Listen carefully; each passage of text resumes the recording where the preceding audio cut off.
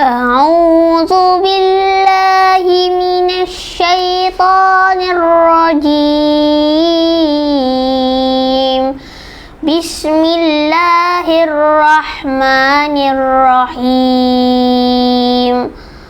طه ما أنزلنا عليك القرآن لتشقى إلا تذكرة لمن يخشى تنزيلا ممن خلق الأرض والسماوات العلى الرحمن على العرش استوى له ما في السماوات وما في الأرض وما بينهما وما تحت الثرى وإن تجهر بالقول فإنه يعلم السر وأخفى الله لا إله إلا هو له الأسماء الحسنى وهل أتاك حديث موسى إذ رأى نارا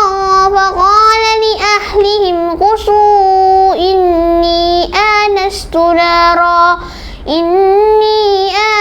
نارا لعلي آتيكم منها بقبس أو أجد على النار هدى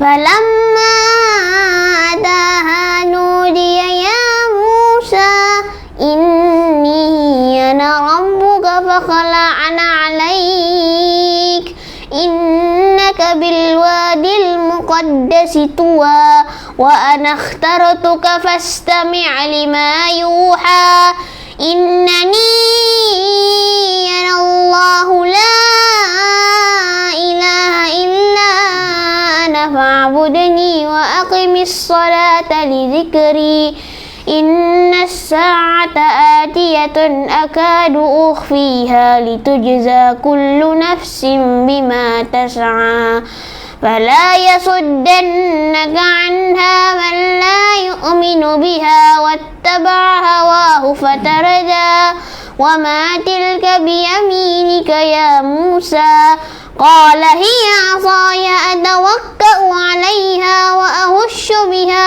على غنمي ولي فيها مآرب أخرى قال ألقيها يا موسى فألقاها فإذا هي حية تسعى قال خذها ولا تخف سنعيدها سيرتها الأولى واضمم يدك إلى جناحك تخرج بيضاء من غير سوء آية أخرى لنريك من آياتنا الكبرى اذهب إلى فرعون إنه طغى قال رب اشرح لي صدري ويسر لي أمري واحلل عقدة من لساني يفقه قولي صدق الله العظيم.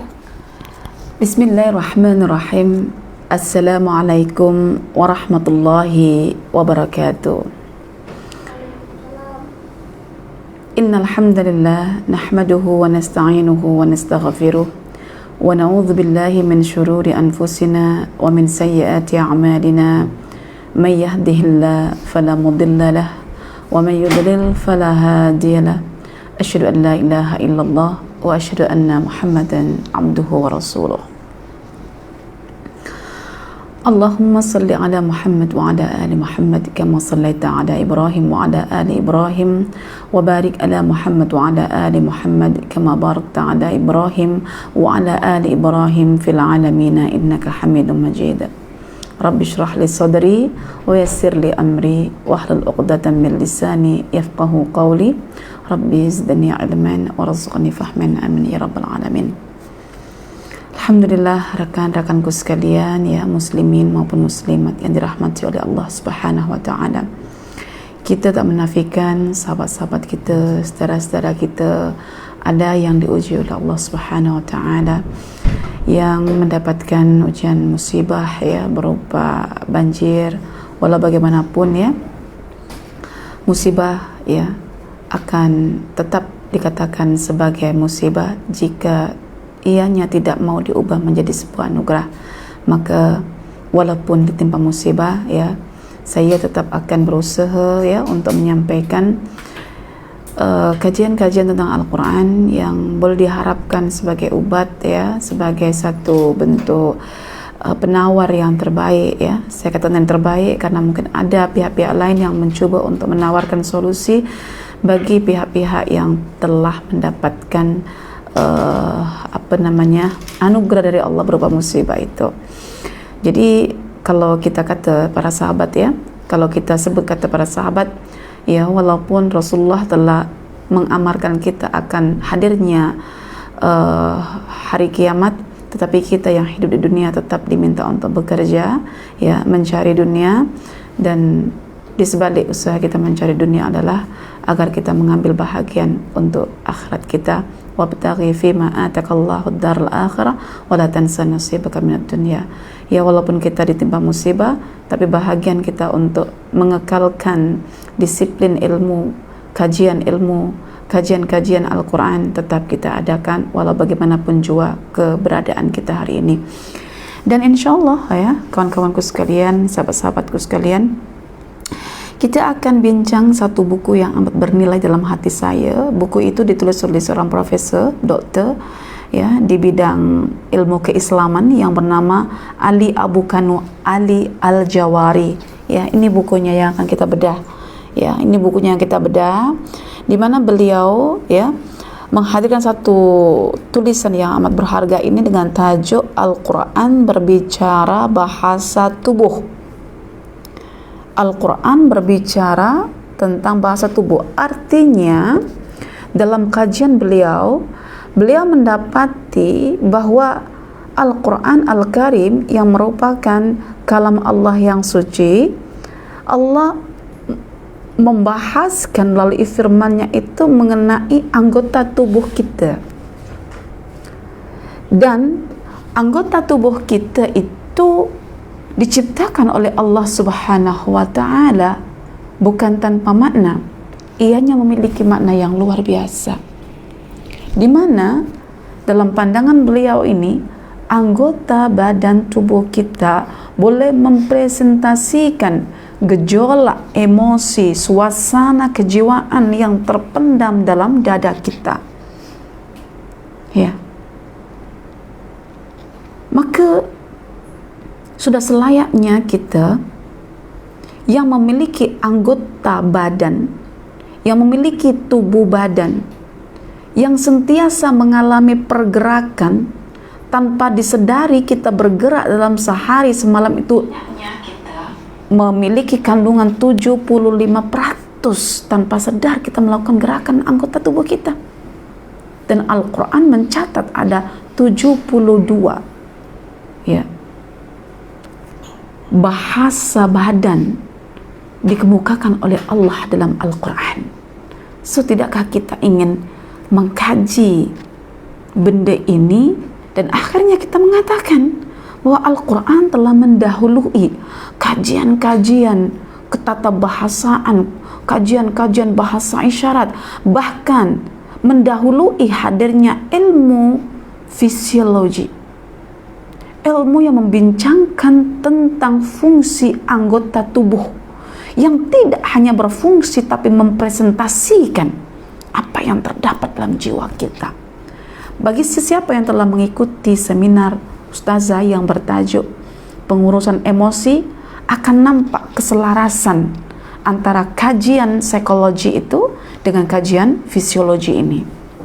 Maka saya lebih suka membahasakan dengan fisiologi Al-Quran, ilmu yang membicarakan tentang anggota tubuh manusia, tentang fungsinya yang disebutkan oleh Al-Quran, sehingga kita nampak Quran terdepan dalam masalah segala ilmu pengetahuan. Baik, jadi buku ini ditulis oleh Profesor Dr. Ali Abu Kanu Ali Al-Jawari, seorang pensyarah ilmu keislaman, ya, dan asisten profesor Universiti Diyala Bakuba Irak, ya, dekat Irak. Dengan tajuk bukunya adalah lughatul jawarih, bahasa anggota tubuh fil Quran, dalam Al-Quran, yang diterjemahkan oleh pihak penerbit Pustaka Al-Kautsar. Al-Quran berbicara bahasa tubuh dengan mengambil satu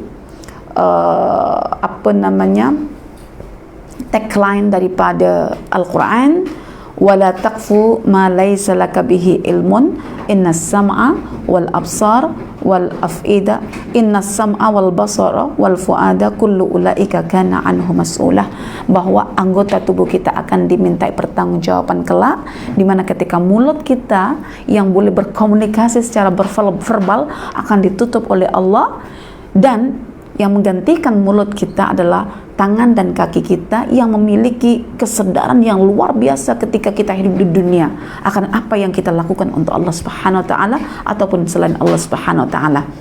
Masya Allah, mata, telinga, hati akan diminta pertanggungjawaban.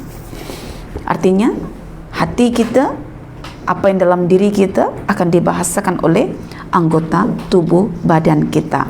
Baik, kita mulakan kita punya pembedahan dengan melihat kepada konten buku. Ya, pada buku ini, ya, apabila kita tengok ya dalam buku ini, kita boleh melihat konten buku ini melalui senarai kandungannya, bahwa dalam buku ini ada sebanyak 6 perbincangan. Yang sudah punya buku, ya, alangkah baiknya sambil dibuka-buka atau nanti selepas saya cakap boleh dibuka semula, ya. Pertama membincangkan tentang pendahuluan, dan pada pendahuluan di situ dibincangkan tentang ta'rifan ataupun definisi mengenai, ya, bahasa, apa makna bahasa, mengenai makna anggota badan, apa makna anggota badan, mengenai term bahasa anggota badan, apa maknanya. Kemudian disusul dengan apa kepentingan bahasa badan ini. Kemudian disusuli lagi tentang sebutan-sebutan ayat dalam Al-Quran yang membicarakan tentang bahasa badan. Kemudian disambung lagi dengan penjelasan mengenai indra ataupun deriya, ya, yang ada disebutkan panca indra itu pun disebutkan, supaya nanti dengan memahami pendahuluan itu kita sebagai pembaca boleh boleh mengaitkan konten, ya, yang akan dibincangkan pada bab 2, 3, 4, 5 dan 6, ya, dengan berpaksi kepada definisi konsep yang disebutkan pada pendahuluan. Kemudian pada bab 2, ya, bab 2 baru disebutkan tentang indikasi-indikasi bahasa mata dalam Al-Quran. So, lepas pendahuluan itu akan disebutkan tentang indikasi-indikasi bahasa tubuh, ya, dimulakan dengan mata, kemudian yang kedua telinga, kemudian yang ketiga tangan, kemudian yang keempat kaki, kemudian yang kelima muka. So ada 5 anggota badan, ya, anggota tubuh yang diperbincangkan oleh penulis buku ini, ya, 5. Mulai daripada mata, telinga, tangan, kaki dan muka. Boleh faham di sini? Cuma saya rasa puan-puan mungkin akan ada yang bertanya, apa makna indikasi-indikasi? Indikasi itu adalah tanda-tanda. Ya, kalau ada indikator itu penandanya. Ya, indikasi itu tanda-tanda bahasa mata dalam Al-Quran. Artinya begini. Kalau dalam dada kita ada emosi benci begitu, nak membahasakan kebencian yang tersimpan dalam dada ini, kita boleh menggunakan bahasa tubuh, yaitu mata. So, apa sahaja tanda yang boleh kita lihat pada mata seseorang yang menunjukkan bahwa dia sedang marah. Boleh faham, ya? Jadi indikasi itu kita katakan simptom, tanda, ya, gejalanya. Kalau orang itu tengah geram gitu, kita tengok matanya macam mana. Kalau orang itu tengah mendengki sangat itu, tengok tatapannya macam mana. Kalau orang itu tengah sedih itu, macam mana kita tengok mata dia. Macam mana kalau orang itu tengah bersedih, roman mukanya macam mana.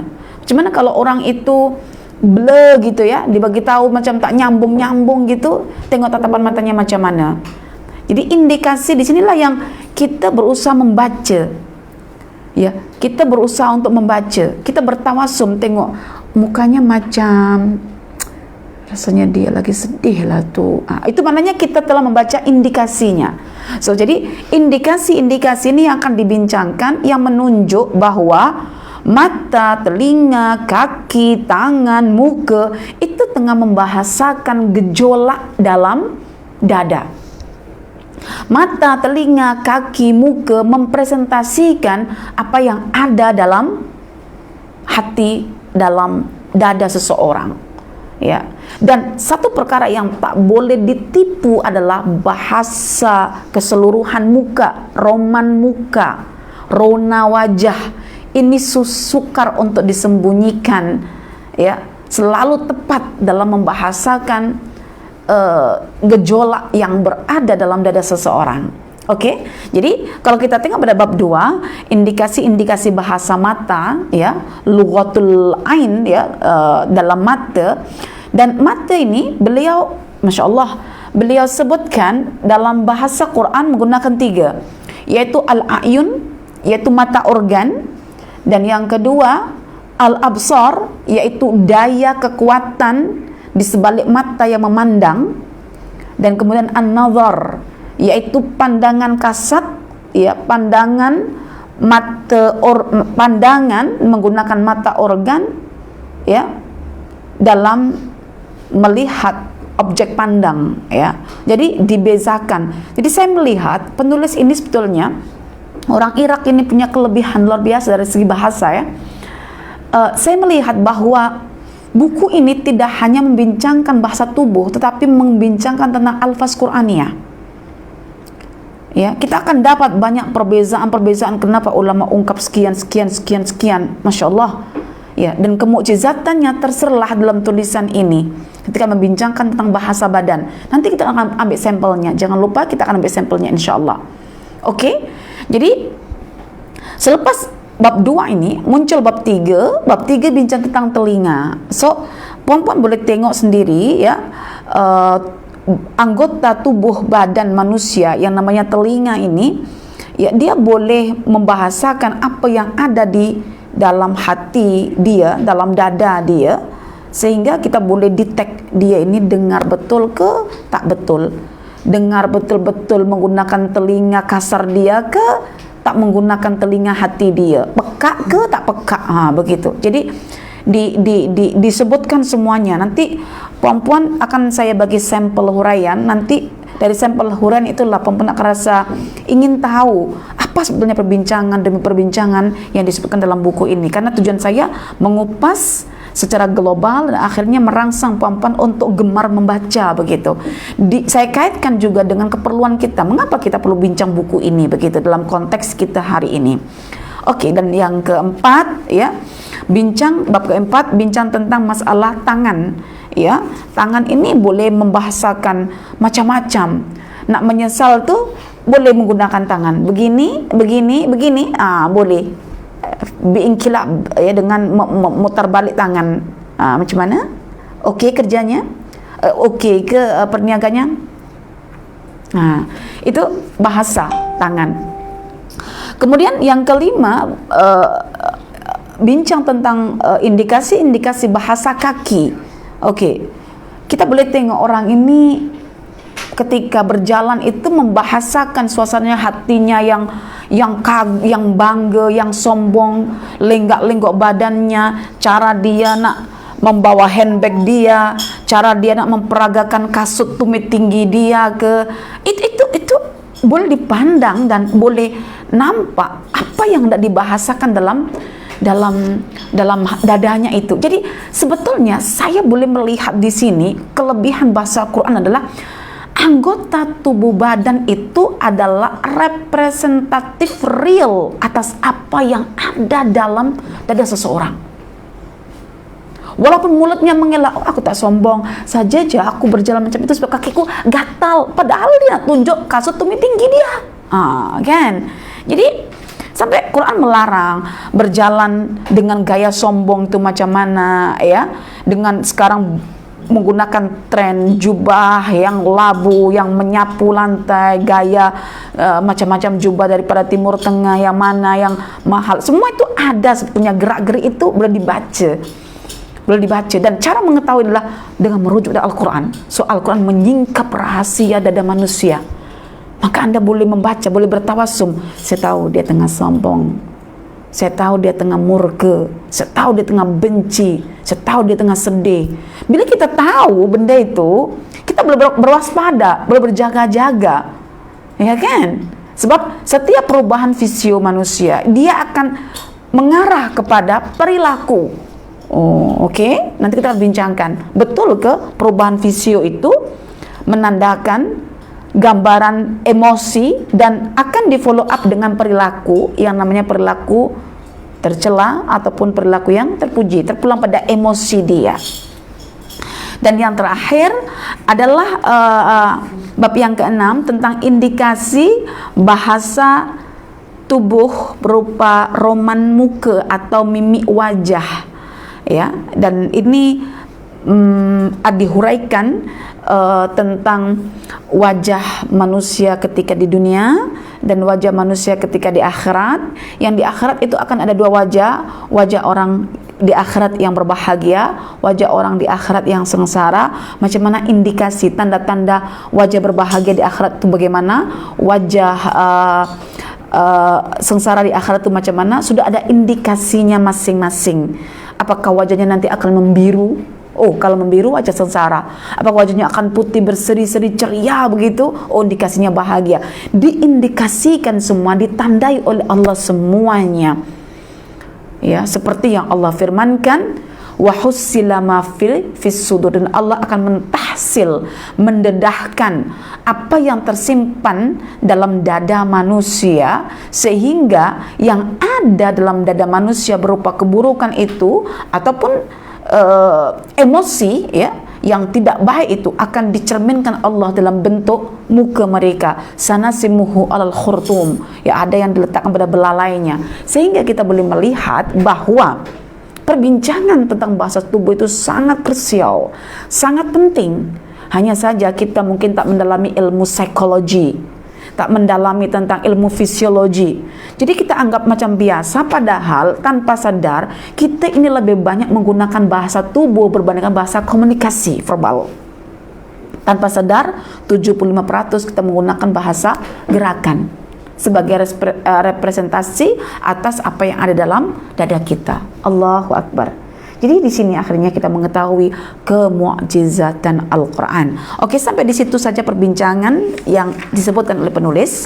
Ya, ada lima anggota tubuh yang dibahaskan dan didahului oleh satu penduluan sehingga ada 6 bab begitu. Oke. Lalu seperti biasa kalau kita membedah buku, kita akan mencoba untuk mengenali pendahuluan, karena pendahuluan itu yang akan membuat kita boleh faham akan konten yang akan dibincangkan. Oke, jadi pada pendahuluan ini saya melihat bahwa mengapa penulis ini mengambil tema atau tajuk tentang bahasa tubuh dalam Al-Quran, ya, tentang bahasa tubuh dalam Al-Quran. Beliau mengatakan bahwa dengan mengkaji bahasa tubuh dalam badan manusia itu, sebetulnya penulis ingin membawa kita, para pembaca ini, agar boleh merasakan kemukjizatan Al-Quran yang jarang dirasa oleh para pengkaji Al-Quran.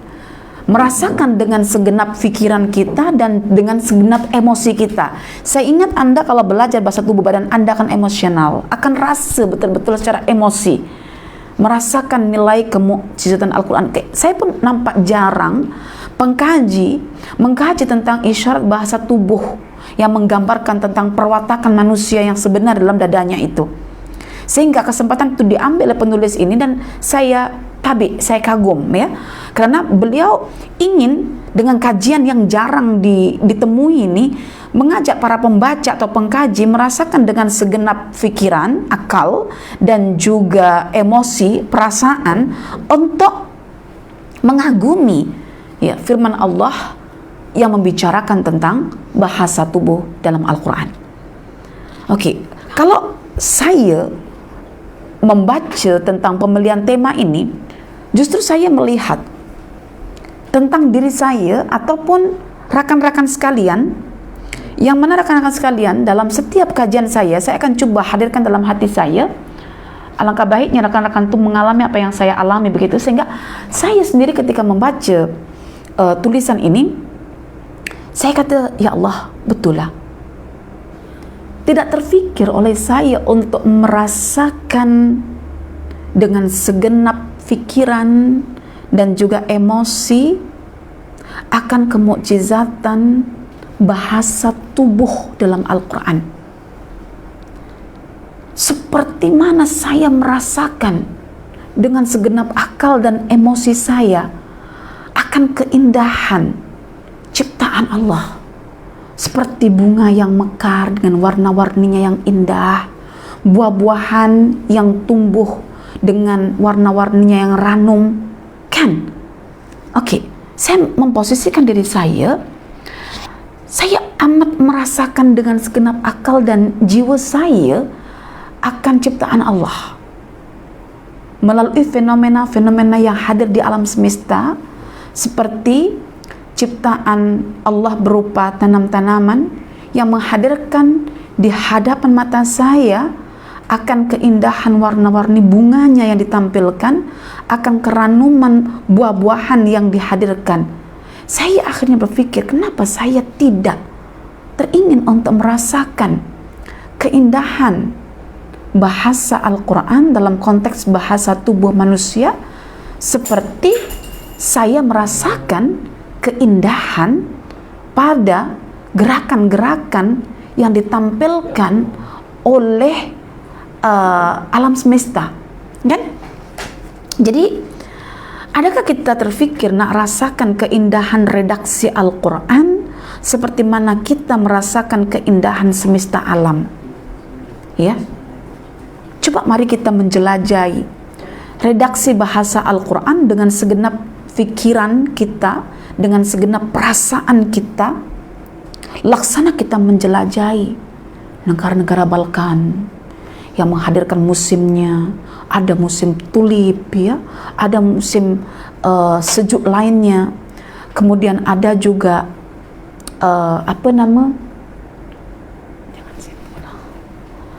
ada musim bunga ya, tulipnya, ada juga keindahan sungainya, desiran anginnya.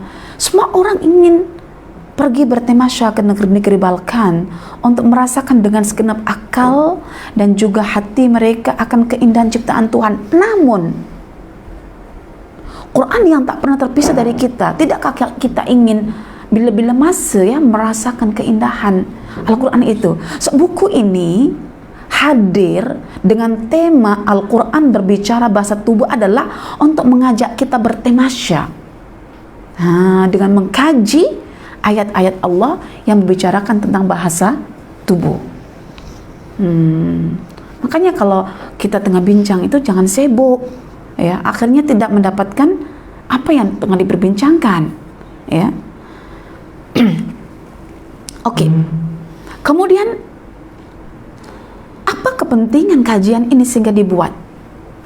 Ya, penulis mengatakan dalam buku, dalam mukaddimahnya ini, kadang-kadang bahasa verbal, ya, bahasa kata-kata atau verbal communication itu tidak dapat untuk mempresentasikan atau mewakili apa yang tersembunyi dalam dada kita.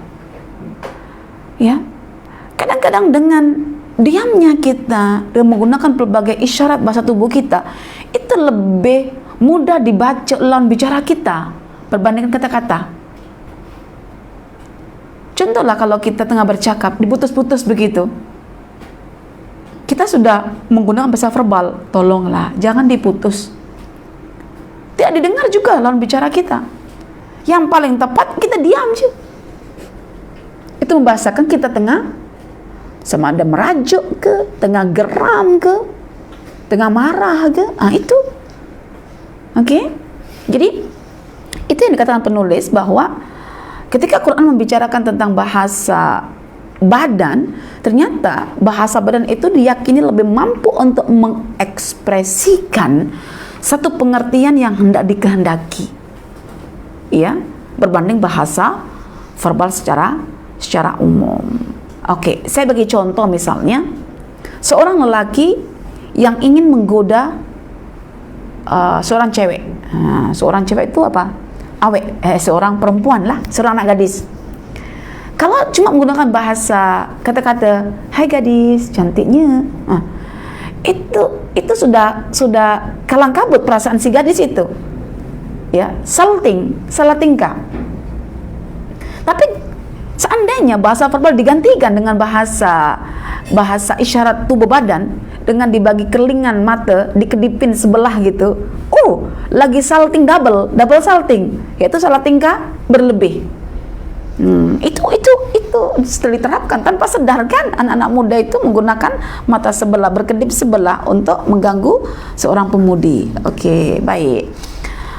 Oke, jadi itu yang saya nampak dalam pendahuluan menjelaskan tentang latar belakang kenapa dipilih tema itu dan apa kepentingannya, sehingga sekarang kita boleh terus masuk perbincangan pada bab 1. Dan pada bab 1 ini Ustaz apa yang nak jelaskan tentang apa makna bahasa, apa makna tubuh, dah faham sendiri, dah tak payahlah Ustaz nak jelaskan itu, boleh baca sendiri ya. Namanya bahasa itu ya bahasa, ungkapan, tutur kata. Kalau tubuh itu ya anggota badan. Apakah anggota badan ketika bertutur kata itu menggunakan verbal communication? Tentu tidak, menggunakan gerakan, ya, seperti kata An-Nabulsi ketika Allah berfirman dalam surah Ali Imran ayat 18, syahidallahu annahu la ilaha illahu, Allah bersaksi bahwa dialah satu-satunya Tuhan yang disembah. Adakah persaksian Allah itu menggunakan verbal communication?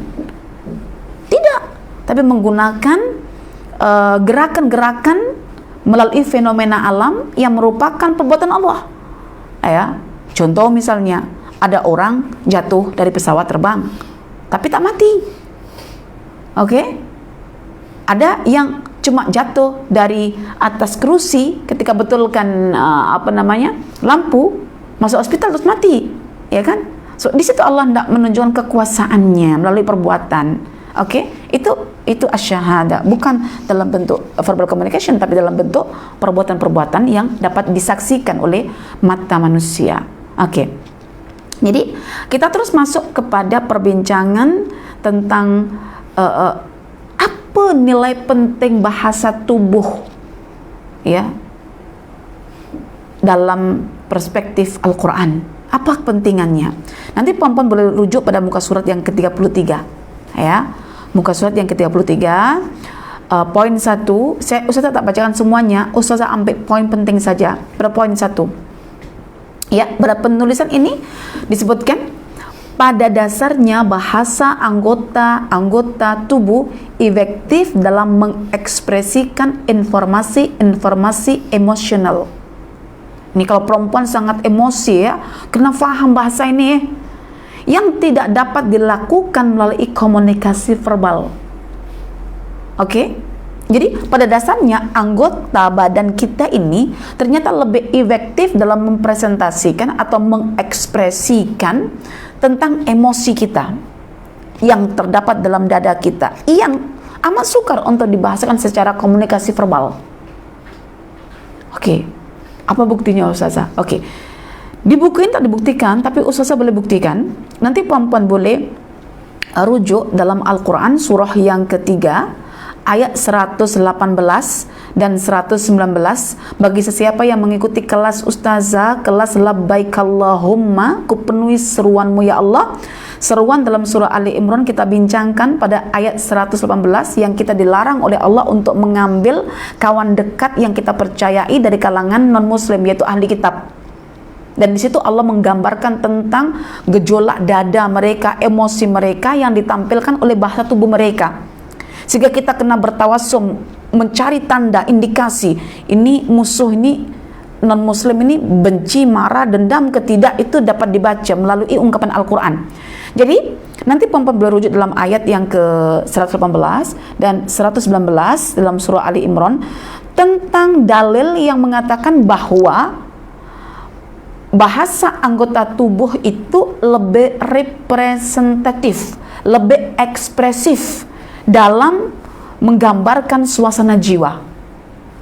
Kalau verbal communication cuma separuh bahasa saja, tapi kalau bahasa anggota tubuh itu fully, penuh dalam menggambarkan apa yang ada dalam dada. Oke, saya bacakan ayat Qur'annya.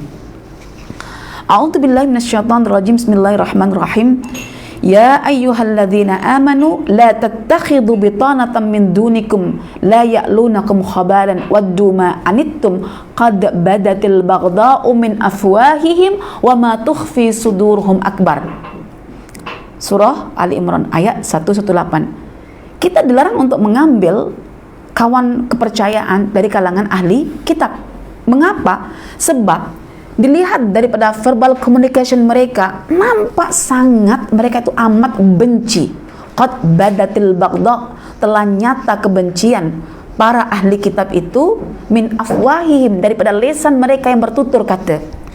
Pedas sangat kata-kata mereka itu, sangat menyakitkan, yang menunjukkan betapa bencinya ahli kitab kepada umat Islam. Tetapi Allah katakan wa ma tukhfi suduruhum akbar. Tetapi sebetulnya apa yang disimpan dalam dada mereka berupa kebencian itu lebih dahsyat. Artinya verbal communication tak mampu untuk membahasakan secara full apa yang ada dalam dada orang-orang ahli kitab. Oke? Sehingga pada ayat 119 ya, Allah menjelaskan tentang bahasa anggota tubuh yang boleh menggambarkan tentang suasana kejiwaan ahli kitab. Ya. Ha antum ulai tuhibbunahum wa la yuhibbunakum wa tu'minuna bil kitabi kulli wa idza laqukum qalu amanna wa idza khalau addu alaikumul anamila minal ghaidh. Jadi orang-orang ahli kitab ini, orang-orang munafik juga ini, ketika mereka itu ingin membahasakan kebencian, kemurkaan kepada orang-orang beriman, maka mereka menggunakan bahasa tubuh mereka dengan menggigit jari mereka pada gigi mereka. Begitu. Itu baru puas. Tengok. Jadi betul di sini. Ya Allah. Karena saya sendiri kalau berat anak saya, kalau geram ke saya, dia gini. Saya tahu itu lebih efektif berbanding dia kata saya bencilah kaum ini. Kalau anak saya baru cakap saya benci kaum ini, saya senyum je, itu baru sedikit je. Tapi kalau dia datang mau cakap kat saya, lepas tu dia matanya boleh sengit ke samping begini kat saya, lepas tu diam, lepas tu nafasnya itu, lepas tu begitu, terus gini, itu memang sudah bahasa badan lah itu. Saya sudah tahu itu gejolaknya dibahasakan secara full melalui anggota tubuh mereka. Jadi saya kena faham itu. Dan anak-anak saya pun paham saya. Kalau saya masih membeber begitu ya, masih bercakap, masih bagi nasihat tuh, okey, Umi masih relax, masih okey. Tapi kalau saya sudah diam satu hari, baru faham mereka. Tak berkutik lagi. Ya, laksana anak ayam yang kehilangan induknya. Nak mengadu, uminya diam. Tak nak mengadu, kemana lagi? Kan? Jadi itu saya melihat ya kepentingan membincangkan ya perbincangan bahasa anggota tubuh ya. Dan yang kedua kepentingannya saya tengok pada muka surat yang ke-34 nombor yang ke-6, simbol-simbol bahasa non-verbal ya, non-verbal lebih terhindar dari kesalahan berbandingkan bahasa verbal, karena itu kebenarannya lebih banyak ya berbandingkan bahasa verbal. Jadi orang kalau berkata-kata itu masih boleh menipu atas apa yang ada dalam dadanya. Tetapi kalau dia menggunakan isyarat bahasa tubuh, itu menampilkan apa adanya, Sehingga keakuratan, keterpercayaan itu lebih pada bahasa tubuh berbandingkan verbal communication. Karena itu tanpa sadar kita telah dikaji oleh pakar fisiologi, kita mengalami pergerakan anggota tubuh kita itu sampai kadar 75% tanpa sadar. Allahu Akbar. Hebatnya Al-Quran. Hebatnya Al-Quran, kan? Jadi pada dasarnya bahasa anggota tubuh seringkali, ya saya beritahu di sini ya, indikasinya selalunya bahasa tubuh itu akan disertai dengan sikap diam tanpa bicara. Jadi kalau kita menggantikan verbal communication dengan bahasa anggota tubuh, maka selalunya kita tak payah berbicara. Mulut kita akan terdiam, tubuh badan kita yang akan bergerak. Selalunya begitu ya. Jadi pada hakikatnya anggota tubuh, ya, bahasa anggota tubuh itu tidak disertai dengan bahasa verbal. Dia akan diam, ya. Verbal itu komunikasi verbal itu komunikasi lisan, ya. Verbal itu lisan, ya, komunikasi lisan. Verbal communication. Oke. Sekarang ini kita masuk pada perbincangan bahasa anggota tubuh dalam Al-Quran dan As-Sunnah. Oke, As-Sunnahnya saya tinggalkan, bukan tak penting, tapi nanti pada aplikasinya saya akan sertakan sunnahnya. Oke, sekarang saya bincang tentang Al-Quran berbicara bahasa tubuhnya, ya. Nanti boleh dicek pada muka surat yang ke-36. Jadi apabila saya membaca buku ini dan saya coba membaca dengan kritik dan juga dengan menghadirkan maklumat-maklumat sebelum yang saya punya, Al-Quran ini sebetulnya banyak berbicara tentang bahasa anggota tubuh, bahasa pergerakan. Oke. Puan-puan pernah rasa heran tak kenapa Allah itu menyebut sesuatu yang pelik dalam Quran, tetapi bila kita sekarang masuk dalam isu kajian Al-Quran berbicara bahasa tubuh, baru kita dapat jawabannya. Pernah tak kita rasa pelik ketika membaca Al-Quran surah-surah yang membicarakan tentang tasbihnya alam semesta? Contohlah saya ambil dalam surah Al-Isra ayat yang ke-44, ya. Allah berfirman kan begini, ya. Tusabbihu lahu samawati sab'u wal ardu wa man fihin wa in min syai'in illa yusabbihu bihamdihi walakin la tafqahuna tasbihahum innahu kana haliman ghafura. Telah bertasbih langit-langit yang 7 dan juga bumi yang 7 itu serta apa yang ada di dalamnya itu kepada Allah Ta'ala. Tidak ada sesuatu di alam semesta melainkan ianya akan bertasbih memuji Allah. Cuma kalian semua tak faham tasbih mereka. Oke, tasbih itu menggunakan apa? Selalunya kita faham tasbih menggunakan verbal communication, bahasa lisan. Subhanallah, subhanallah, subhanallah, subhanallah, subhanallah. Kan? Tapi kalau seandainya Allah mengatakan langit bumi itu bertasbih, mereka guna apa? Guna lisan? Tidak. Lalu guna apa? Guna isyarat gerakan bahasa tubuh mereka, ya. Daun melambai, ya. Pokok diterbangkan oleh angin, ya. Bunyi gemercik air, ya. Burung berkicau, angin berdesir, buah meranumkan bentuknya warnanya, daun menghijaukan warnanya, ya. Kemudian bunga tampil mekar dengan warna-warninya. Itu bahasa gerakan semua. Dan itu yang disebut sebagai bahasa pergerakan dalam misi tasbih kepada Allah Ta'ala. Oke. Jadi semesta alam itu sebetulnya adalah isyarat akan adanya bahasa gerakan bagi manusia. Manusia separuhnya ini adalah menggunakan bahasa alam, yaitu bahasa isyarat yang ditunjukkan melalui pergerakan anggota badan, ya, gerakan tubuh badan. Dan separuhnya lagi menggunakan Al-Quran yang menggunakan communication secara verbal, secara berlisan. Jadi kita dalam diri kita ini sebetulnya ada dua ada dua perkara. Satu, tentang sifat Allah dalam diri kita ada. Dua, perbuatan Allah dalam diri kita ada. Oke, Allah menurunkan Al-Quran, betul? Dan Quran itu kalam Allah, komunikasi Allah secara verbal, ya. Bila kita baca kan kata-kata, betul? Oke, jadi kalau kita berkata-kata, kita ikut Al-Quran. Tapi ketika kita memilih untuk diam, hanya menggunakan bahasa isyarat tubuh badan, kita mengikat alam semesta. Oke, Allah turun Al-Quran, Allah juga ciptakan alam semesta. Pada diri kita ada sifat Allah, yaitu Al-Quran, ada perbuatan Allah, yaitu alam semesta beserta fenomenanya.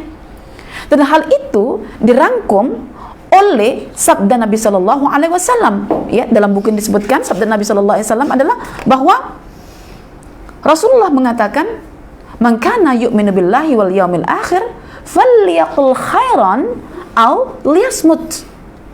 Ya, jadi buktikan keimanan kita kepada Allah dan Rasulnya, buktikanlah iman kita kepada Allah dan hari akhirat itu melalui dua perkara, yaitu berkata-kata yang baik. Tidak ada perkataan yang baik melainkan Al-Quran. So, ketika kita tak mampu berkata baik, karena kita ada emosi berupa kegeraman, marah, gitu, benci, dendam, gitu, kita diminta untuk apa? Untuk mengisyaratkannya secara anggota badan kita. Cukup, tak payah berkata-kata. Falyaqul khairan aw liyasmut. Kata-kata baik. Kalau tak mampu kata baik, cukup kamu diam. Jadilah kamu macam alam semesta. Masya Allah. Jadi saya kalau melihat Al-Quran ini luar biasa mukjizatnya. Karena itu dalam surah Al-Isra tadi, ayat yang ke-44 tadi itu, Allah mengatakan, ya, wa in min syai'in illa yusabbihu bihamdihi walakin la tafqahuna tasbihahum. Semua alam semesta ini, seluruh entity ini, mereka bertasbih. Cuma kita la tafqahun, kita orang tak faham karena mereka tak menggunakan communication secara verbal, tapi mereka menggunakan komunikasi secara gerakan. Karena itu kata al-fiqh yafqahun selalu akan dikaitkan dengan al-qaul, perkataan. Jadi mengapa kita tak faham tasbihnya alam semesta? Karena alam semesta tak menggunakan lesan, ya. Tetapi kita boleh menangkap, ya, mereka bertasbih melalui isyarat pergerakan mereka, melalui tubuh badan mereka. Mengapa ketika mereka disiram air hujan, mereka akhirnya lentur condong? Itu isyarat mereka tengah tunduk begitu, dengan tubuh badannya yang condong ke bawah. Mengapa kalau kita sholat, ya kan, kita bertakbir, kita mesti mendahului dengan gerakan tubuh kita kan? Mengapa kita tundukkan kepala kita ke bawah? Itu isyarat bahwa hati kita tengah tunduk, khusyuk. Maka kepala kita ke bawah, seperti mana daun-daun yang disirami air hujan, tunduk ke bawah. Makanya kalau kita sholat, ya, kita tengok sana tengok sini, gagal sholat kita. Kenapa? Tidak mencerminkan tentang ciri kekhusyuan.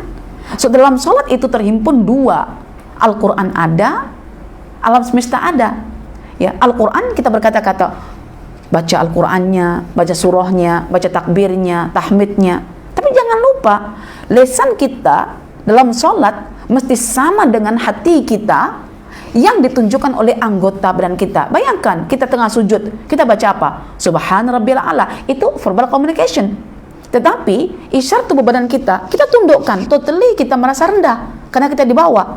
Tapi adakah hati kita mencerminkan atas apa yang digambarkan oleh tubuh badan kita yang menyungkur? Jika antara hati kita dengan tubuh badan kita yang menyungkur dan bahasa verbal kita tak sama, kita gagal dalam sholat. Maka nilai sholat terletak pada khusyuknya itu. Masya Allah. Jadi kalau kita bincang tentang bahasa anggota tubuh dalam Al-Quran, subhanallah, ilmu yang lain semua akan terkait-kait. Boleh paham di sini ya? Oke. Sampai-sampai nanti lesan kita yang biasa berkata-kata dan kadang-kadang tidak sinkronis antara lesan komunikasi verbal ini dengan gejolak dalam hati kita, dalam dada kita tidak sama, maka nanti Allah akan tutup lisan kita di akhirat. Tengok bahasa anggota tubuh sampai di akhirat nih, Allah tutup lisan kita yang biasa berkata-kata, yang banyak menipunya itu. Dan yang akan dijadikan sebagai bukti adalah tangan dan juga kaki. Al-yawma nakhtimu ala afwahihim wa tukallimuna aydihim ya wa tashhadu arjuluhum bima kanu yaksibun, surah Yasin ayat 65. Jadi ditutup mulutnya kita ini oleh Allah Ta'ala, tangan kita yang akan berkata-kata dan kaki kita yang akan bersaksi. Dengan apa? Bukan dengan lisan lagi, tapi dengan anggota badan, dan Allah mengetahui. Maka isyarat-isyarat yang ditampilkan oleh badan kita itu akan dihisab oleh Allah juga. Mata yang khianat, mata pandangannya akan dihisab. Bukankah Allah berkata, ya kullu ulaika kana anhu mas'ula. Mata, telinga, hati kita akan diminta pertanggungjawaban. Makanya kalau boleh, antara emosi kita dengan anggota badan itu sinergi, artinya emosinya kena yang elok lah ya, dibentuk yang elok, diurus jadi yang elok sehingga tercermin itu dalam anggota tubuh yang menenangkan orang di sekitar kita ya. Kecuali dalam perkara-perkara yang kita kena marah, memang kita kena marah, seperti nanti akan dicontohkan tentang Nabi ketika marah kepada Aisyah lantaran Aisyah membeli bantal yang di situ ada gambar-gambarnya, maka Rasul tak berkata-kata, Rasulullah diam, dan akhirnya Aisyah bertaubat. Dan ketika Aisyah bertaubat, para pakar fiqh mengatakan bahwa hukum fiqh boleh diambil melalui isyarat bahasa tubuh Nabi sallallahu alaihi wasallam. Nabi tak cakap, Nabi tak buat, tapi Nabi cukup menunjukkan roman mukanya yang tak suka pada Aisyah, dan itu dijadikan sebagai sumber hukum dalam ilmu fiqh. Masya Allah, hebat tak bahasa tubuh? Jadi body language ya. Jadi saya pun boleh melihat sekarang. Lepas baca buku ini, saya setia memperhatikan anak saya, perhatikan suami saya, juga memperhatikan diri saya sendirilah. Kalau saya tengah marah macam mana, kalau saya tengah sedih macam mana, saya boleh rujuk buku ini. Apa indikasinya orang sedih? Tengok matanya macam mana, tengok mukanya macam mana. Saya tengok di sini akhirnya. Jadi buku ini macam saya katakan ensiklopedia anggota tubuh kita lah. Jadi saya kadang senyum-senyum sendiri kan. Tengok, ya Allah, ya Rabb, Allah buat macam itu kat saya ya.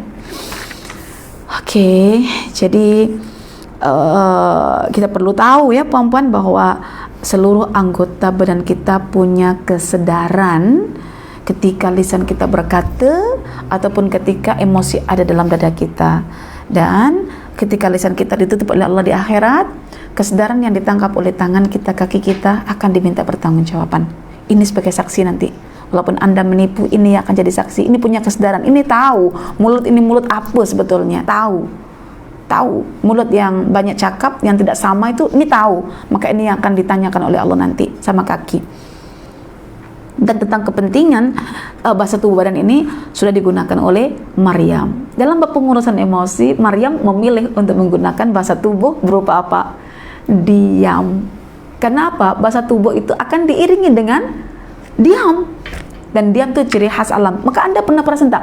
Kenapa ya orang yang suka melakukan tafakur alam atau di kalangan para filosof ya, mereka lebih memilih banyak diam. Sebab mereka kerap berinteraksi dengan alam, sehingga alam itu mempengaruhi mereka, sehingga mereka lebih banyak berpikir dan diam daripada berkata-kata. Ya, kalau kita cuma tengok sinetron, telenovela, drama ini, itulah cerita ramai, memang kita latah, itu je kita cakap.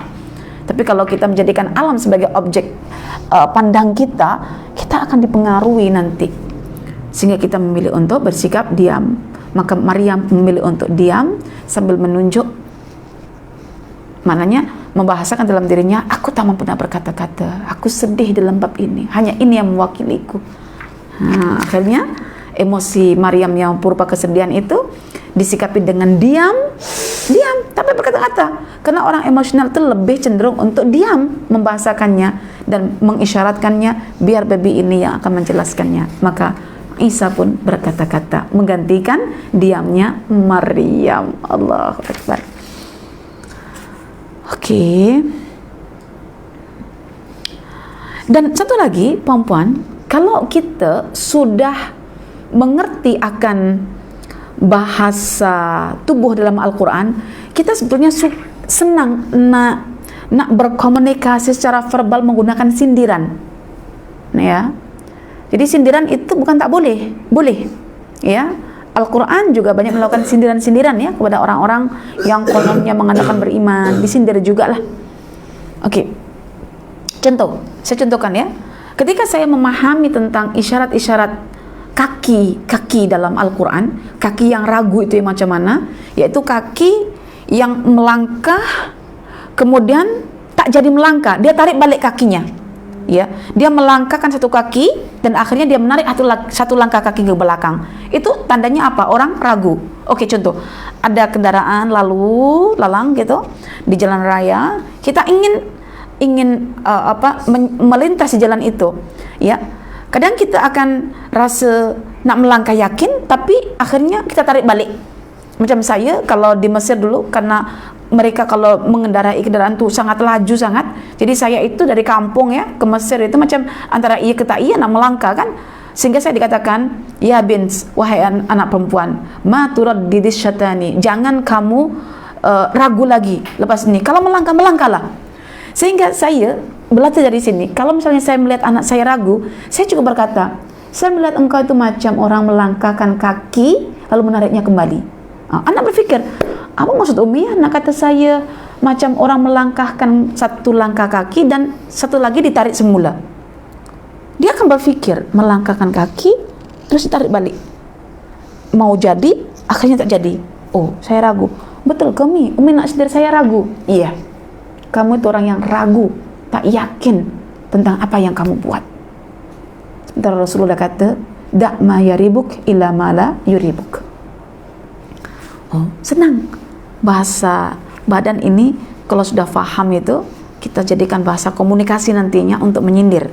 Nah, itu lebih tepat dan anak akan berpikir seperti Allah ketika menyindir orang-orang munafik, laksana batang kayu yang bersandar. Berpikir batang kayu bersandar, oh tak ada akar, artinya rapuh, penampilan je elok tapi tak ada ruh dan kehidupan. Itu maksudnya. Best Ustazah, tak sangka lah bincang bahasa tubuh macam ini. Ya, betul. Ya, karena itu kita perlu ambil kira bahwa ketika Quran membicarakan tentang bahasa lisan, Quran juga membicarakan bahasa anggota badan. Artinya kita tak cukup untuk bersandar pada bahasa lisan, tetapi kadangkala kita juga sangat perlu untuk menggunakan bahasa anggota tubuh badan kita. Ya, sama halnya kita sangat perlu dengan Al-Quran, dalam masa yang sama kita juga sangat perlu kepada alam semesta. Keperluan kita kepada bahasa anggota tubuh laksana keperluan kita kepada alam semesta. Keperluan kita kepada bahasa lisan seperti keperluan kita kepada Al-Quran. So, dalam diri kita ada dua perkara. Ada sifat Allah Al-Kalim, ya, kalam. Ada perbuatan Allah yang namanya menciptakan alam semesta, ya, yang alam semesta membahasakan tasbih mereka melalui pergerakan anggota badan. So, kita pun sebetulnya boleh bertasbih bukan menggunakan lisan kita, tapi menggunakan tubuh kita. Caranya apa? Ketika kita ingat Allah, mata kita menitiskan air mata. Kita takut sangat dengan azab Allah. Kita ingat betul akan siksaan di akhirat. Ketika mata kita menitiskan air mata karena takutnya kita kepada Allah, dalam hati kita memohon perlindungan Allah, itulah zikir kita, itulah tasbih kita. Ya, ada kalanya kita kalau malam bermunajat pada Allah, tidak sempat kita untuk berkata-kata. Kita hanya muhasabah, kita merenungkan kesilapan kita, kita merenungkan masa depan kita di akhirat. Kita takut Allah akan hisab kita, kita takut Allah akan campak kita ke neraka, kita takut amal kita tak diterima. Sehingga yang ada itu ketakutan dalam jiwa kita dibahasakan oleh mata kita, sehingga mata kita berlinangkan air mata, mencucurkan air mata ketakutan, kesedihan, penuh pengharapan. So, ini kita katakan sebagai zikir kita, tasbih kita. Tak perlu kita nak mengira berapa jumlah kita sehari bertasbih. Sebab ada kalanya verbal communication tak diperlukan. Kita nak dibuktikan melalui anggota tubuh badan. Kenapa? Karena anggota tubuh badan kita tak pernah dusta dalam menggambarkan apa yang ada dalam hati kita. Tetapi lisan kita boleh mendustakan apa yang ada dalam hati kita.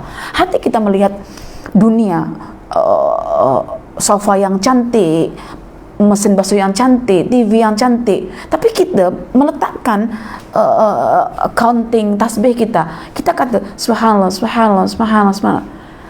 betul, pikiran kita bila aku boleh beli, tapi lisan kita cakap subhanallah, subhanallah, subhanallah. Gimana itu? Ya, jadi kadangkala kita perlu kejujuran, dan kejujuran itu cuma milik anggota badan. Ya, nanti tengok dalam surah Al-Qiyamah.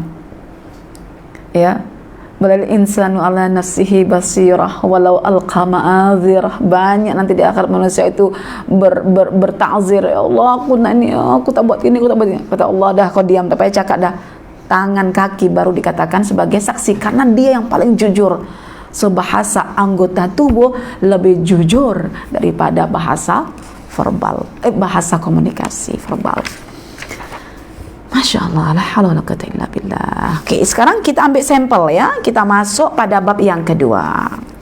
Okey, ya. Bab kedua. Ustazah, waktunya dah pukul 10 ini. Rasanya tak dapat lah Ustazah nak jelaskan. Kalau tak dapat rugi betul lah. Okey.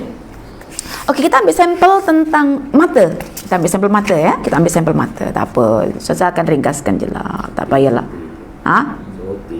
Hari ni kan cuti kan. Okey. Kata suami saya, tak apalah, teruskan je cuti malam ini. Okey. Ustazah ceria hari ini. Oh ya, ceria sebab dapat ilmu baru. Okey. Baik. Kita akan tengok bahasa mata. Mana bahasa mata ni? Masya Allah. Okey. Ketika Allah menyebutkan tentang mata sebagai anggota tubuh badan kita, bahawa mata itu disebutkan oleh Allah dalam 3 versi ya. Dalam 3 versi. Boleh dibuka muka surat yang ke-66. Okey, kita cek 66 atau 62 dulu ya. 62 tentang indikasi-indikasi bahasa mata dalam Al-Quran. Ustazah ambil sampel 2 saja, mata dan muka. Nanti tangan, kaki, telinga baca sendiri. Ya. Mungkin saya ingatkan ya, mungkin kita tak pernah sadar bahawa bahasa tubuh merupakan anugerah dari Allah yang perlu kita syukuri. Jika kita tak perasan itu anugerah Allah, betapa kufurnya kita. Cara paling mudah membahasakan dalam dada kita, cukup bahasa tubuh badan, itu nikmat Allah. Pernah tak kita syukur atas nikmat anggota tubuh kita yang boleh bergerak secara, apa yang kita katakan, tanpa sadar, secara spontan. Itu nikmat dari Allah Ta'ala. Anda rasa bangga dipuji orang, tiba-tiba raut muka Anda rasa merah, itu tandanya Anda terbaca oleh khalayak bahwa Anda tengah berbangga, begitu, sehingga dipuji mukanya merah. Ya Allah, kenapa mungkin tak boleh menipu ya, boleh ceria begitu, kenapa merah? Supaya Anda tidak terjatuh dalam kesombongan begitu, ketakjuban diri begitu. Okey. Jadi mata itu bukan hanya sebuah piranti itu elemen untuk melihat keluar. Jadi saya nak bagi tahu, mata bukan setakat media ataupun alat ataupun organ yang boleh melihat keluar.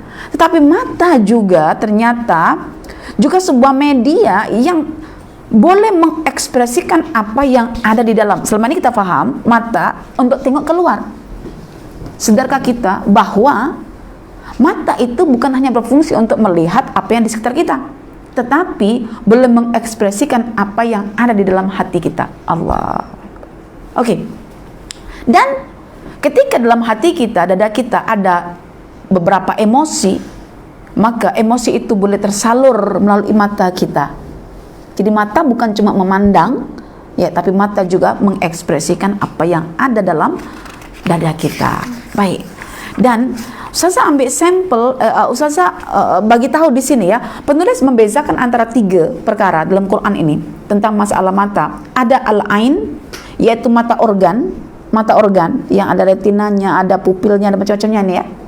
Itu al-ain, al-ayun ya, mata. Kemudian ada al-basar. Al-basar itu adalah daya. Maka Allah kalau berfirman tentang mata, ya, walahum a'yunun la yubsiruna biha. Mereka punya mata organ, tetapi tidak ada daya untuk melihat. Jadi al-basar itu daya, kekuatan dalam melihat. Organnya ain, dayanya basar, Kemudian ada nazar. Nazar itu maknanya memperhati sesuatu objek yang dipandang dengan menggunakan mata kasar. Ya, itu namanya nazar, memerhati. Ya, dari asal kata nazara yang artinya menunggu. Mengapa menunggu? Itu akhirnya diterjemahkan dengan melihat, karena setiap orang menunggu itu dia sedang duduk menanti dengan mata mereka orang yang ditunggu, yang dipandang dengan mata kepalanya. Saya kalau disuruh untuk menunggu suami saya ketika belanja, saya akan duduk diam dan menunggu sambil mata saya akan sentiasa menanti objek pandang saya. Bila suamiku muncul nih, lama sangat belanja. Ya, maka nazar itu dikatakan sebagai aktiviti mata zahir dalam melihat sesuatu objek pandang. Dayanya namanya absor, derianya, organnya namanya ain. Best Al-Quran, best. Jadi nanti nazar juga akan dibezakan oleh Allah maknanya ketika nazar itu berjumpa dengan preposisi ila, dengan jumpa preposisi fi, atau without preposition. Nah, itu dibezakan dalam Al-Quran, sehingga Quran itu betul-betul kaya akan makna, berbeza dengan bahasa manusia. Oke. Sebab ya, semua rasa penting lah, saya rasa sebab saya rasakan selepas saya berpikir lah. Oke, saya ambil sampel satu tentang mata ayun, yaitu mata organ. Ya, kita nak tahu dia orang ini tengah membahasakan emosi macam mana. Kalau ingin tahu, maka puan-puan boleh tengok nanti dalam muka surat yang ke-66, indikasi mata yang bersedih dalam Al-Quran.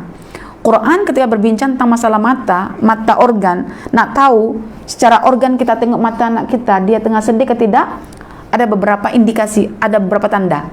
Pertama, al-buka ad-dumu, yaitu menangis. Matanya menitiskan air mata. Itu tandanya tengah sedih. Ya, tengah sedih. Sedihnya itu disebabkan oleh apa? Dalam Quran ternyata kesedihan itu dikaitkan dengan satu situasi di mana seseorang itu baru tahu kebenaran. Oke, boleh dirujuk dalam surah apa nih? Surah Al-Maidah ayat 83. Wa idza sami'u ma unzila ila rasuli tara a'yunahum tafidu minad dam'i mimma 'arafu minal haqq. Jadi para pendeta itu, orang Kristen itu, Nasrani itu, mereka menangis sedih. Mengapa? Karena mereka baru nampak kebenaran. Sekarang saya tanya, Anda menangis? Iya, menangis Ustaz. Karena apa? Nah, di sini indikasinya kalau orang menangis itu karena dia baru jumpa kebenaran. Anda pernah nangis tak? Kenapa buat menangis? Ustazah, kenapa aku umur 60 Ustazah baru tahu kebenaran? Selama ini aku amalkan benda-benda yang bid'ah, yang khurafat, yang tak elok-elok aja Ustazah. Ya Allah Ustazah. Ini betul, ini namanya bahasa tubuh yang selari dengan Al-Quran, yaitu orang-orang yang menangisi dirinya karena sedih disebabkan karena dia baru temukan kebenaran. Maka ramai orang yang baru masuk Islam, baru menemukan kebenaran itu lepas bersaksi itu menangis karena apa? Mimma araf minal haq. Oke, jadi hati bersedih, mata sebagai indikasi kesedihan itu berlinang air. Dan kenapa dia berlinang air mata? Kenapa dia bersedih? Karena dia baru menemukan kebenaran.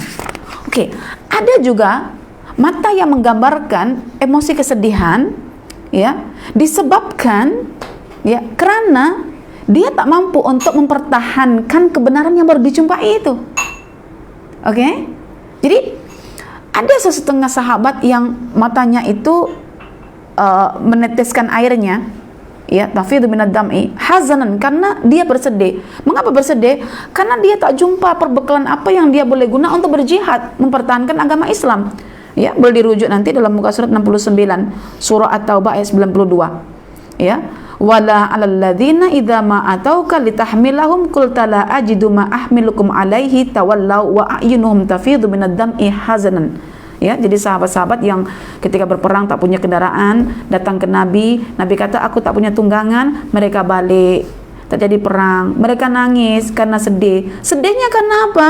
Bukan karena kehilangan barang, bukan karena kucingnya meninggal, bukan karena arnabnya meninggal, tetapi karena tak mampu untuk mempertahankan kebenaran. Sudahkah kita menangis macam ini? Nah, itu pertanyaannya. Tapi ada tangisan ketiga yang menggambarkan suasana kesedihan palsu. Hatinya tak sedih, hatinya girang gembira, tapi matanya itu membahasakan bahasa kesedihan, tapi dipaksakan. Karena pada hakikatnya mata tak boleh dipaksakan. Kalau memang dia menangis, itu menggambarkan suasana dalamannya. So, bagaimana cara memaksakan mata itu boleh menangis? Tangisan palsu, itulah ditempuh oleh saudara-saudara Yusuf alaihissalam. Oke, boleh rujuk dalam muka 70 nanti. Saudara-saudara Yusuf alaihissalam ketika berjaya menjatuhkan Yusuf ke perigi, ya, di waktu petang, patutnya mereka udah balik pulang dah. Tapi mereka ingin membahasakan kesedihan palsu dalam jiwanya, yang hatinya itu girang, gembira, tapi nak membahasakan kesedihan. So, dia memilih time yang tepat untuk menipu ayahnya. Dan timing yang tepat adalah waktu Isya, waktu udah gelap. Sehingga isyarat mata itu tak dapat dibaca oleh ayahnya begitu maunya. Maka penulis di sini mengatakan waja'u abahum isya'an yabkun. Mengapa Al-Quran menyebut kata Isya? Bukan Asya, Isya, ada garis bawah Isya. Ya. Ya, karena reaksi tangisan merupakan naluri atau insting dan bukan pilihan. Bukan pilihan, dia refleks. Ya. Jadi mereka, saudara Yusuf, ingin menyembunyikan kepura-puraan tangisan mereka dengan memilih waktu kembali ke rumah pada waktu gelap, dan mereka meyakininya sebagai waktu yang paling ideal untuk menipu ayah. Allah, saya sekali lagi bergeleng-geleng kepala saya, ya Allah. Indahnya Alhamdulillah secara akal, perasaan dah masuk dah mukjizat Quran ini secara bahasa ini. Ya. Anak kita pura-pura nangis nak tutup lampu. Mengapa sekarang kita punya tradisi untuk menipu tangisan kepala dengan tangisan hati itu? Dalam event program besar itu ditutup lampunya, dibagi instrumennya, supaya kepalsuan mata menangis itu tersembunyi ketika waktu gelap. Jadi mereka ini pakar-pakar pagan yang masuk dalam ajaran motivasi sudah menggunakan redaksi surah Yusuf. Sebetulnya mereka pilih untuk khusyuk itu, sampai-sampai ada satu surah itu yang saya dimaklumkan itu didatangkan seorang penyampai, dan diminta ketika mereka membaca zikir itu Asmaul Husna, disuruh tutup telekung ke mukanya supaya gelap baru boleh menangis. Menangis itu bukan dipengaruhi oleh suasana gelap, tetapi menangis dipengaruhi oleh suasana hati. Jadi kita itu sekarang itu lebih memikir instrumen luaran, suasana luaran berbandingkan suasana hati kita. So, bezakan antara tangisan kepala dengan tangisan hati. Tangisan kepala itu ciri-cirinya saudara Yusuf, tangisan hati itu sebetulnya adalah tangisan yang digambarkan oleh Nabi Yakub alaihissalam. Nampak di sini? Nampak tak? Dengan bahasa tubuh ini kita boleh detect kepura-puraan penipuan program-program atas nama Islamik, dibungkus Islamic training dan lain sebagainya, Islamic motivation dan lain sebagainya, tapi sebetulnya itu unsur pagan. Dengan musik gitaronya katanya mencerdaskan. Kok mencerdaskan? Membuat setan lebih cerdas menguasai kita, mencerdaskan setan. Oke, kita masuk perbincangan tentang mata tapi menggunakan kata basor. Ini penting, saya bagi tahu penting, maka saya sampaikan tentang basor. Nanti kalau nazar baca sendirilah, tak apa. Yang basor sudah saya indukan detailkan, tapi tak apalah ya, saya sampaikan secara ringkas saja tentang basor. Ya, basor itu daya penglihatan. Kalau daya mempunyai kekuatan. Allah bagi kuasa pada mata kita ya untuk melihat. Oke. Biasanya kalau terkait mata ini, kita paling kerap ingat apa dalam hadis Nabi tentang masalah ain. Ain ini kalau saya tengok di Malaysia banyak berlaku. di kalangan orang-orang yang Allah beri kelebihan. Seperti seorang anak yang punya kelebihan suara yang elok, yang merdu, pandai berazan, pandai bertaronum, pandai mengaji begitu ya. Tiba-tiba sakit, kurus, akhirnya masuk hospital. Ya, seorang ustadz yang dibagi Allah misalnya kemampuan untuk menyampaikan Islam dengan baik, ilmu yang baik, kadang-kadang juga tiba-tiba sakit, ada sampai mati, ya, macam-macam berlaku lah ya. Benda ini dah dibincang dalam Al-Quran dalam konteks isyarat bahasa tubuh. Oke, jadi di sini Ustazah nak ambil muka surat 115 tentang indikasi pandangan mata yang dengki. Saya ambil sampel mata absor, pandangan mata yang dengki. Bagaimana cara kita melihat bahwa seseorang itu tengah mendengki melalui isyarat bahasa tubuh mata. Kita bukan bincang tentang mata organnya ya, kita bincang tentang dayanya, al-basornya, kekuatannya.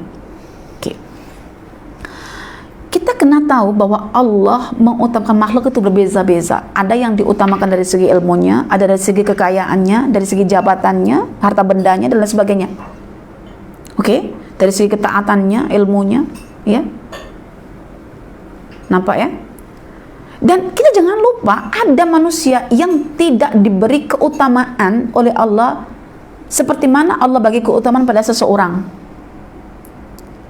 Sehingga orang yang tak diberi oleh Allah keutamaan ini, yang tengah diuji Allah, tak faham itu ujian, akhirnya dia menatap, memandang, melihat dengan daya kekuatan matanya itu orang yang diberi oleh Allah kelebihan.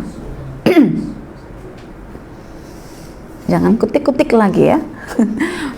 Diberi kelebihan tuh, dia pandang orang yang berkelebihan itu. Oke. Dan ketika orang memandang dengan kedengkian atas kelebihan yang ada pada seseorang, indikasi pandangannya itu berbeza dengan tatapan orang yang tidak ada kedengkian. Apa indikasinya?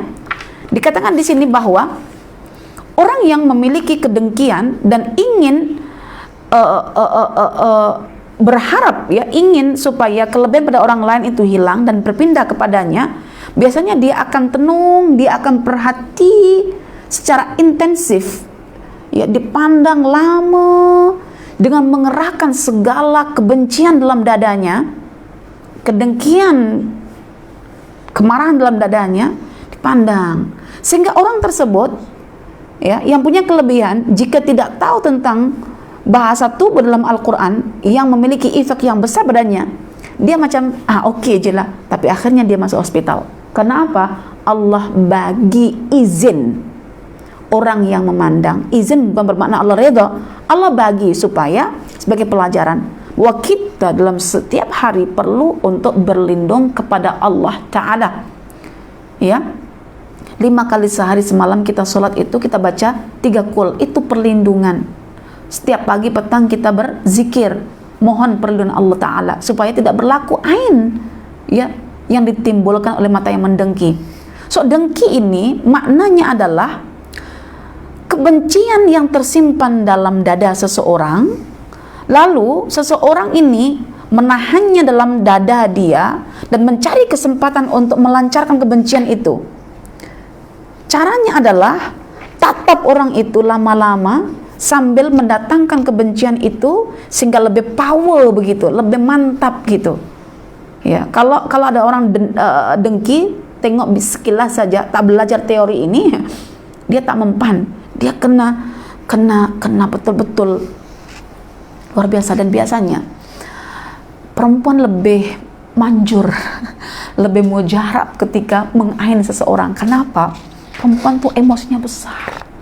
Makanya dalam Al-Quran surah Al-Falaq ya, siapa yang dikatakan sebagai sebagai tukang sihir itu perempuan. Tidak ada kakek sihir, yang ada nenek sihir. Karena orang yang menyihir itu perlu kebusukan emosi yang besar, dan untuk mengain seseorang juga perlu kebencian yang besar. Maka di sini juga Ustazah mengambil pelajaran yang besar juga ya, dan Ustazah juga takut, bukan Ustazah berlagak ada kelebihan. Kita kena sadar bahwa Allah bagi kelebihan berbeza-beza ya. Jadi ketika saya menyampaikan juga saya selalu diingatkan suami saya, baca isti'azah. Ya, setiap mau mengajar, baca bismillah, baca auzubillah, baca macam-macam. Karena tak mungkin semua orang itu sama rasa dalam menerima penyampaian. Ya kan? Jadi itulah, rumah besar pun bila ada orang memiliki, bukan kita tumpang gembira saudara kita punya rumah besar, tapi rumah besar lah, kon tengok nanti pandang tenung benda itu terbakar rumah itu.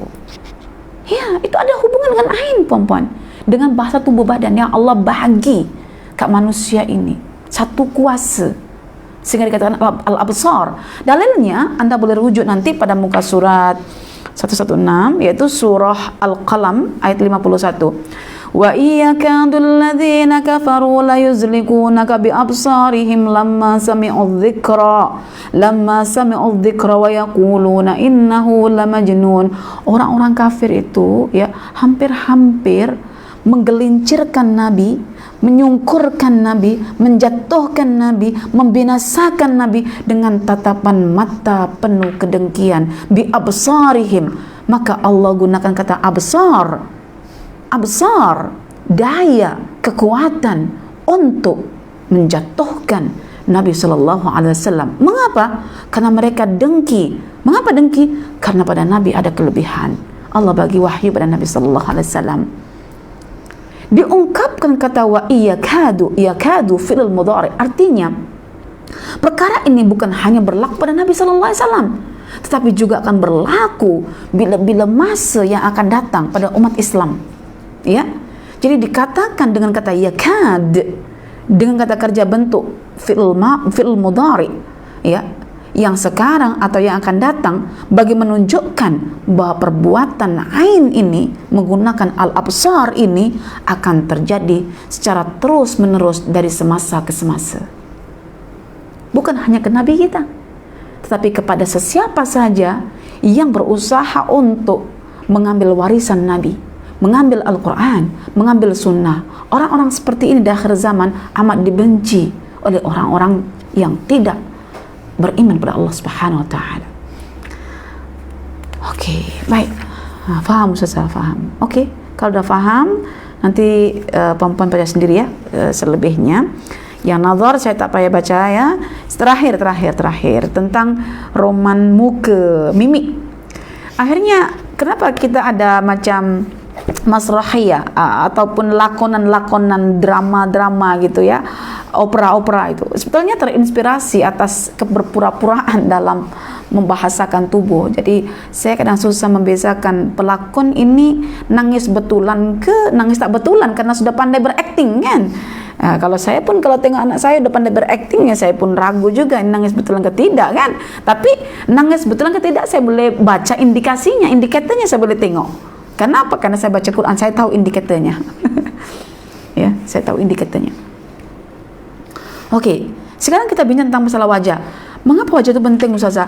Sebab pada wajah itu menggambarkan semua anggota tubuh badan, ya, dari telinga, pipi, bulu kening, mata, mulut, lubang hidung, semuanya. Pernah tak anda tengok kalau orang lagi meremehkan bentuk mukanya macam mana? Disengatkan bibirnya ke samping gitu ya. Itu perlu dipelajari itu. Saya pun belajar. Lepas ini saya tengok muka anak saya ini ya, kalau tengok tatapannya kosong ke tak kosong, dia terima ke tak terima kata ayahnya, nasihat ayahnya, kan nanti anda boleh tengok masalah nazar ya, nazar yang saya tak jelaskan itu, tapi saya coba sampaikan sedikit di sini. Saya tahu anak saya itu tengah mendengar nasihat ayahnya ke tidak. Kalau lagi tengah ada kuliah bersama ayahnya, saya sebagai penonton begitu ya, tatapan mata dia tuh, tatapan mata bela ke tidak itu saya nampak.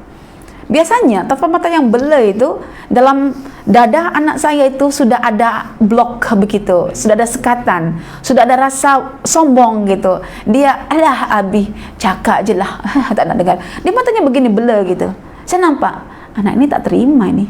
Sudah ada sekatan, mata bela, mata yang bela, yang dia kan ada kesombongan, sudah blok dengan ayah dia, ya, sudah ada sekatan begitu. Jadi di bagian nasihat itu pun refleksi telinga pun dan nampak dah gerakannya, bentuknya itu boleh dibaca. Apalagi tengok mukanya sekali. Kalau tengok mukanya sekali itu sambil senyum-senyum menghina gitu, saya boleh nampak itu. Anak saya itu saya boleh nampak. Muka bosan tengok ayahnya bercakap pun saya boleh nampak. Siapa? Dia tak berani nak bahasakan melalui lisan dia. Karena kalau ketahuan memang akan dibelasa begitu kan. Jadi dia menggunakan bahasa tubuh dia dan saya faham. Ketika guna bahasa tubuh dia, saya dari jauh itu saya tersenyum sendiri. Gitulah kalau saya sudah tahu teori-teori itu saya senyum sendiri. Ya Allah, maha benar Allah gitu kan. Saya boleh tahu anak saya yang sulung itu roman mukanya macam mana, yang bungsu itu macam mana. Ya, suami saya pun tengah mengajar yang tengah emosi juga macam mana mukanya itu.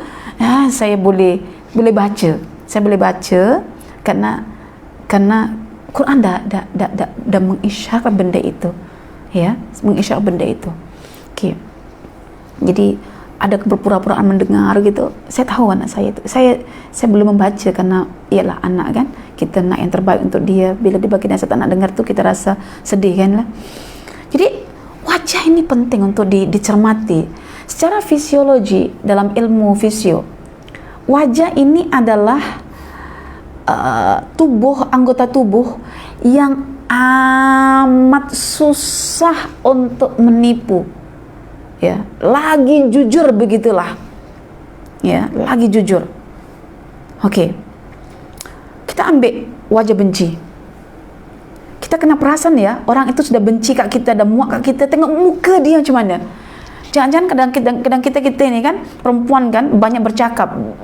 Verbal communication-nya tanpa batas begitu ya.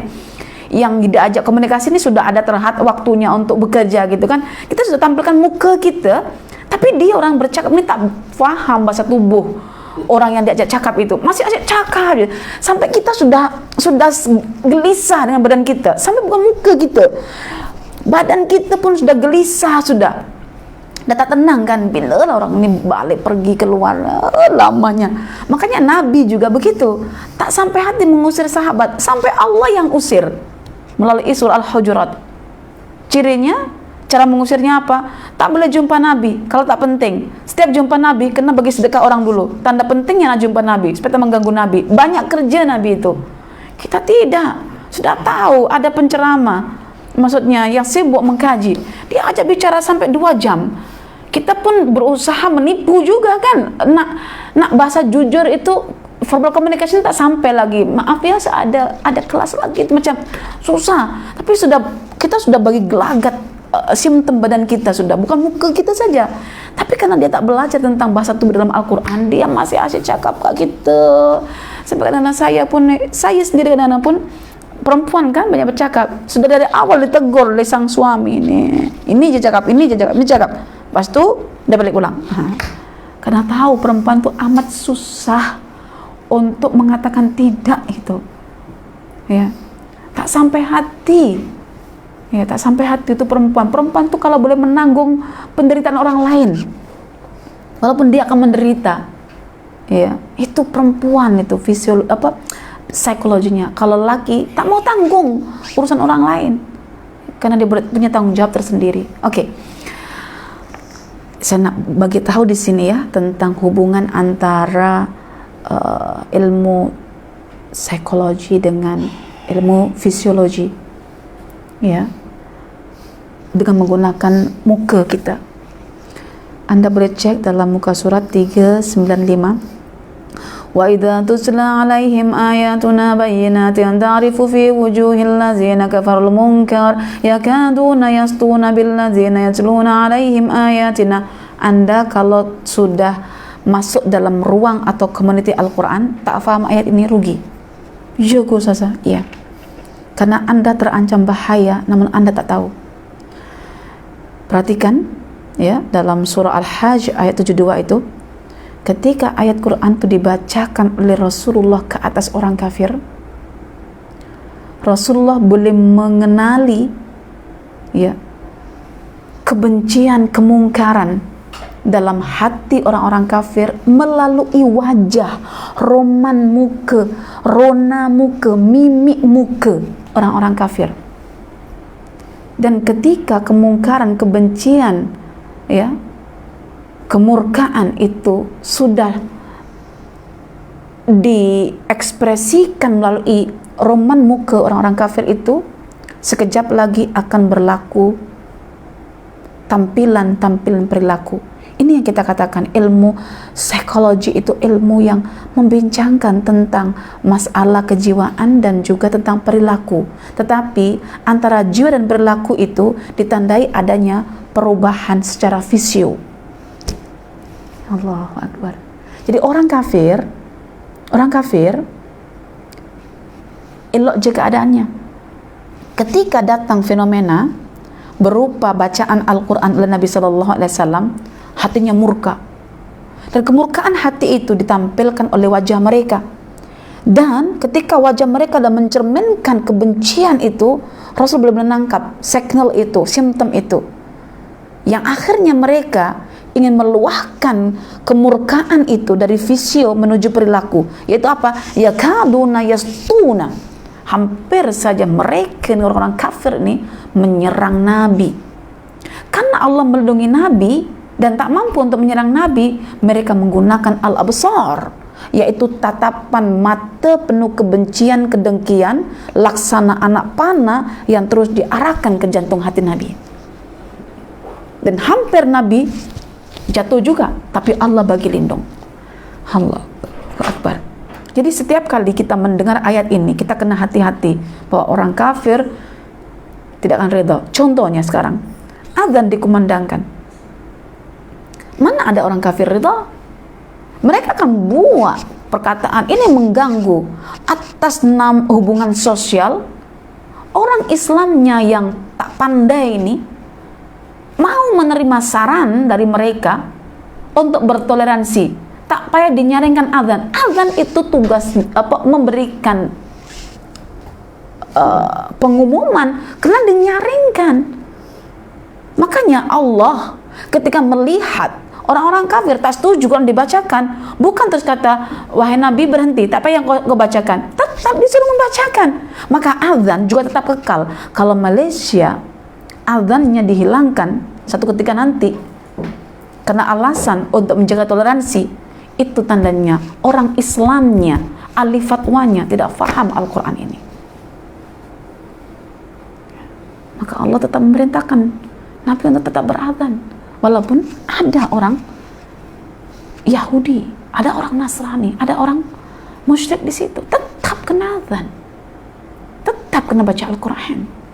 Ya, jangan atas dasar toleransi pemikiran tak boleh berlaku, tapi toleransi anggota badan boleh berlaku lah. Ya, pura-pura aja senyum, tapi artinya tak senyum pun boleh penipu. Oke? Jadi tentang masalah muka ini, Rasulullah SAW sendiri telah mencontohkan.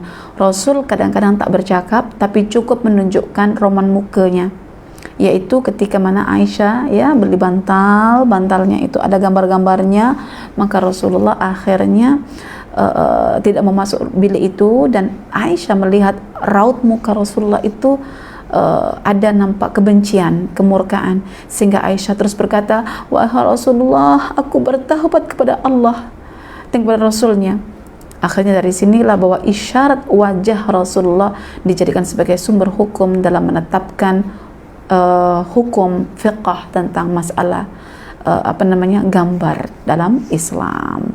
Begitu juga Rasulullah kalau tengok angin kencang, tengok mendung, nampak daripada roman muka Rasulullah itu ada kebencian ya. Maka Aisyah bertanya, kenapa engkau bermuka seperti itu wahai Rasulullah, bukankah ini rahmat? Wahai Aisyah, sungguh ya, orang dulu diazab dengan menggunakan angin kencang, juga diazab dengan menggunakan mendung. Masya Allah, Allahu Akbar, wallahil hamd. Jadi tidaklah hati kita, dada kita menyimpan sejuta perasaan, melainkan kelak Allah akan mentransferkannya, mengekspresikannya dalam bentuk wajah-wajah mereka. So di akhirat nanti perempuan akan ada wajah yang berseri-seri, ada wajah yang keputih-putihan, ya cerah ceria. Itulah wajah orang-orang yang ketika di dunia dadanya diliputi oleh emosi yang baik belaka karena telah diurus, ya. Bahkan ada juga yang berwajah kebiru-biruan, itu tandanya dalam hatinya itu ada emosi yang buruk-buruk, ya. Tentang wajah ini puan-puan, dari segi kepentingannya luar biasa, sampai-sampai Rasulullah SAW mengatakan jangan kamu remehkan, ya, kebaikan, ya, walaupun hanya setakat dengan memasang muka yang berseri-seri, muka yang menyenangkan. Bahkan Rasulullah juga mengatakan bahwa tabassumuka fi wajhi akhika laka sadaqah, bahwa senyuman kita, muka yang berseri-seri pada sahabat kita adalah merupakan sedekah. Cumanya jangan senyuman palsu. Senyuman itu mesti ekspresi daripada hati yang betul-betul cinta pada saudara-saudara kita. Karena itu hal yang perlu kita lakukan agar visio kita tidak mendustakan apa yang ada dalam dada kita. Mari kita lakukan pengurusan emosi, sehingga emosi yang baik akan mencerminkan visio yang baik, emosi yang buruk akan mencerminkan visio yang buruk, ujungnya pada perilaku yang buruk. Inilah pentingnya kita mengkaji tentang bahasa anggota tubuh dalam Al-Quran. Sekian daripada saya, lebih kurangnya minta maaf. Saya minta puan-puan untuk segera membaca buku ini dan dapatkan buku ini. Rugi bagi saya sendiri kalau seandainya tidak menghabiskan buku ini. Dan cara memahaminya Ustazah sudah sampaikan tadi, maka alangkah baiknya seluruh anggota tubuh kita maknai dengan pemaknaan yang baik menurut Al-Quran Al-Karim. Oke, dan untuk penempahan buku ini boleh dilakukan, buku ini ya, boleh dilakukan pada nombor 0165412523 ya. Untuk buku ini ya, saya bagi tahu kena berhubung kepada 0165412523 ya, buku ini. Kemudian insyaallah esok puan-puan, esok puan-puan kita akan membincang tentang Jawahirul Quran. Kita nak mengisi hati kita dengan keimanan supaya nanti dada kita lapang, dan dada yang lapang nanti emosinya baik, emosi yang baik akan tercermin dengan wajah yang elok, ya, wajah yang elok, wajah yang sentiasa ditampilkan oleh bunga-bunga yang bermekaran di taman rumah kita. Ya, kita kena belajar di sini, yaitu Jawahirul Quran. Dan alhamdulillah buku ini sudah sampai di tangan kami stoknya. Dan bagi yang pernah menempa buku ini pada nombor 016 ya, sila bertukar ya, sebab ini akan dihandle satu-satu admin buku ini, sebab masih atas nama saya. Jadi tengah dihandle satu-satu admin buku ini.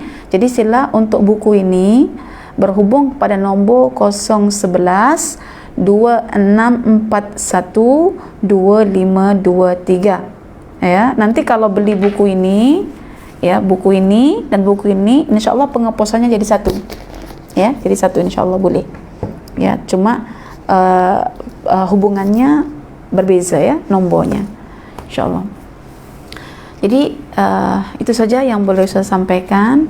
Dan jangan lupa juga saya juga tengah buka kelas labbaik Allahumma labbaik ya, untuk sesi Januari, dan boleh terus berhubung ya ke nombor yang sama 0165412523 telah dibuka untuk sesi Januari. Jangan lupakan, karena kita akan bincang tentang cara menguatkan iman kita khususnya di akhir zaman melalui seruan Allah Subhanahu wa taala. Okey? Dan seterusnya yang keempat ya, Ustazah nak sampaikan ya, saya seronok sangat, alhamdulillah puan-puan ya, kita sudah hatamkan sebanyak 12 buku di tahun 2021. Dua bukunya ada pada tahun 2020. Jadi alhamdulillah kita sudah bedah buku sebanyak 14 buku. Ya, yang baru mengikuti Ustazah akhirnya tahu ya, kita sudah punya 14 koleksi buku yang sudah kita bedah. Ya, buku seperti Iman Kunci Kesempurnaan sudah kita bincang. Hikmatul Ibtila sudah kita bincang. Ya, Tuntunan bagi kaum perempuan sudah kita bincang. Ya, Terapi maknawi, bagaimana mengobati luka hati melalui resep Al-Quran, prinsip-prinsip Al-Quran ya, sudah kita bincang. Jendela Tauhid, bagaimana kita nak mengenal Allah melalui fenomena alam, sudah kita bincang. Mukjizat Al-Quran, bahkan kita sudah kelaskan dalam I'jaz Qurani ya, kita bedah dan kita kelaskan juga. Tidak ada ya. Nih, Mutiara Asmaul Husna, bagaimana cara senang memahami nama-nama Allah itu, sudah kita bincang di sini. Pribadi hebat, punya hamka, sudah kita bincangkan. 10 prinsip penyucian jiwa, sudah kita bincangkan juga. Tafsir Tarbawi, sudah kita bincangkan. Tadabbur Al-Quran, sudah kita bincangkan. Kemudian Tibbul Qulub, ya, klinik perawatan hati, sudah kita bincangkan. Kemudian mendidik generasi ala sahabat pun sudah kita bincangkan. Dan yang terakhir, Al-Quran berbicara bahasa tubuh, kita bincangkan. Alhamdulillah, semua dan izin Allah, kita kalau berbuku ini lebih puas ya, daripada kita tidak tentu arah dalam membincangkan satu disiplin ilmu gitu ya. Alhamdulillah, kita diberi Allah kemudahan selama setahun ini menyelesaikan 12 buku. InsyaAllah tahun depan ya, umur panjang, kita akan pilih buku-buku yang berkualiti ya, sebagai vaksinasi hati kita agar kita lebih kuat dalam menghadapi tantangan-tantangan akhir zaman ini ya. Itu saja dari Ustazah. Bagi sesiapa yang ingin koleksi buku bedahan ini, boleh dapatkan di Rami juga dengan nombor 016541253. Dan untuk tengok huraiannya boleh terus masuk ke channel saya, Dr. Soleha Kaswari Official. Di situ tinggal klik ya video ya, aku dan buku akan keluar ya, huraian-huraian saya tentang buku-buku yang dibincangkan. InsyaAllah lebih senang kan, buku ada, ustazahnya pun ada dekat YouTube. Semoga kita semuanya mampu membaca kekurangan diri kita masing-masing. Semuanya masih dalam tahap belajar, merangkak menuju kesempurnaan. Mari kita bertolak ansur untuk saling memaafkan. Aku qauli hadza wa astaghfirullah li wa lakum. Wassalamualaikum warahmatullahi wabarakatuh.